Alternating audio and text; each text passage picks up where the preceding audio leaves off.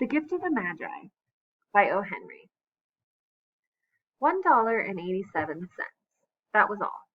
She put it aside, 1 cent, and then another, in her careful buying of meat and other food.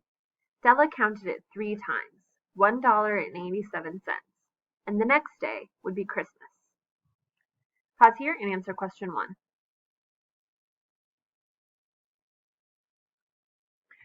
There was nothing to do but fall on the bed and cry, so Della did it. While the lady of the home is slowly growing quieter, we can look at the home. Furnished rooms at a cost of $8 a week. There is little more to say about it. In the hall below was a letter box too small to hold a letter.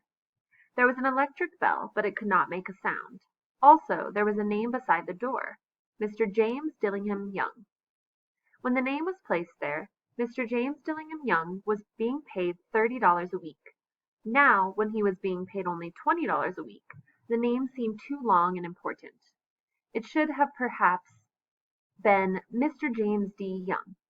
But when Mr. James Dillingham Young entered the furnished rooms, his name became very short indeed. Mrs. James Dillingham Young put her arms warmly about him and called him Jim. You've already met her. She is Della. Della finished her crying and cleaned the marks of it from her face. She stood by the window and looked out with no interest. Pause here and answer question 2.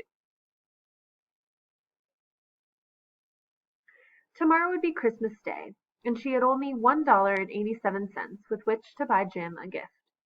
She had put aside as much as she could for months, with this result. $20 a week is not much. Everything had cost more than she had expected. It always happened like that. When the name was placed there, Mr. James Dillingham Young was being paid $30 a week. Now, when he was being paid $20 a week, the name seemed too long and important. She had many happy hours planning something nice for him, something nearly good enough, something almost worth the honor of belonging to Jim. Pause here and answer question 3.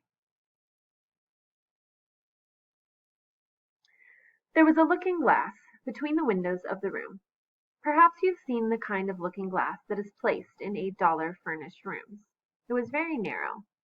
A person could see only a little of himself at a time. However, if he was very thin and moved very quickly, he might be able to get a good view of himself. Della, being quite thin, had mastered this art. Suddenly she turned from the window and stood before the glass. Her eyes were shining brightly, but her face had lost its color. Quickly she pulled down her hair and let it fall to its complete length. The James Dillingham Youngs were very proud of 2 things which they owned. One thing was Jim's gold watch. It had once belonged to his father, and long ago it had belonged to his father's father. The other thing was Della's hair. Pause here and answer question 4.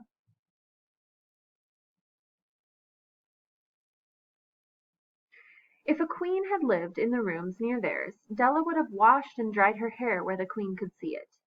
Della knew her hair was more beautiful than any queen's jewels and gifts. If a king had lived in the same house with all his riches, Jim would have looked at his watch every time they met. Jim knew that no king had anything so valuable.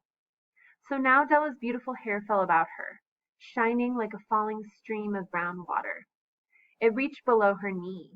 It almost made itself into a dress for her. And then she put it up on her head again, nervously and quickly. Once she stopped for a moment and stood still while a tear or two ran down her face. She put on her old brown coat. She put on her old brown hat. With the bright lights still in her eyes, she moved quickly out the door and down to the street. Where she stopped, the sign said, Mrs. Safrani, hair articles of all kinds. Up to the 2nd floor, Della ran and stopped to get her breath. Mrs. Safrani, large, too white, cold-eyed, looked at her. Will you buy my hair? Asked Della. I buy hair, says Mrs. Safrani.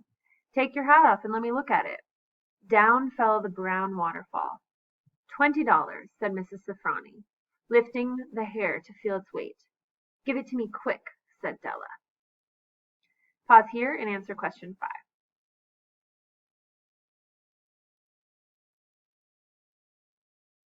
Okay, at this point, we've finished our portion of the story for today.